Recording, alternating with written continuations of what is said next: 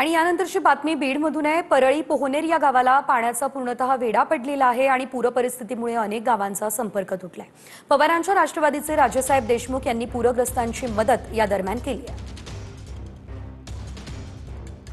आहे आणि आपण त्या ठिकाणी पाहिलं तर अनेक नद्यांना पूर देखील आलेला आहे। अनेक शेतकऱ्यांच्या शेतामध्ये पाणी देखील साचलेलं आहे। अनेक रस्त्याचे नादुरुस्त होऊन गेले तर आणि जायकवाडच्या धरणामधले जे आपत्कालीन 9 दरवाजे उघडण्यात आले त्यामुळे पाहिलं तर गोदी नदी पातळीपर्यंत संपूर्ण पाणी आता बाहेर पडलेलं आहे। त्यामुळे आता परळी तालुक्यातील पोहनेर या गावाला संपूर्ण वेढा घातलेला आहे। आपण पाहू शकतो याच गावाकडे आता आपण जातो। या ठिकाणी पाहिलं राष्ट्रवादी शरद पवार गटाचे नेते माझ्यासोबत राजेसाहेब देशमुख आहेत, ते आता त्या गावाला भेट देण्यात निघाले। सर, काय सांगाल, गेल्या 2 दिवस पहिले तर महाराष्ट्रामध्ये संपूर्ण महाराष्ट्र पाणीमय झालेलं आहे।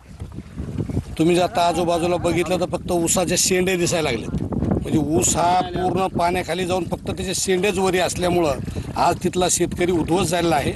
जमिनी उद्ध्वस्त झालेला आहे। सगळ्या जमिनी वाहून गेल्या। जमिनीच्या वर 30-35 फूट पाणी या ठिकाणी असल्यामुळं या ठिकाणी आपण पाहतो की आपणच आता होडीनं या गावाला निघालेलो आहोत। होडीमध्ये जवळजवळ 2 किलोमीटर प्रवास आपल्याला करून आता त्या गावात पोहोचायचं। त्या गावाचा आता संपर्क तुटलेला आहे। तिथले बऱ्याच सगळ्या म्हणजे 50% लोकांच्या घरात पाणी गेल्यामुळं त्यांचं आज उपासमारी सुरू झालेली आहे। तिथं आज स्वयंपाक नाही, तिथं खाण्याची सगळी अतिशय म्हणजे कुठं स्वयंपाक नाही, कुठं थांबायला जागा नाही।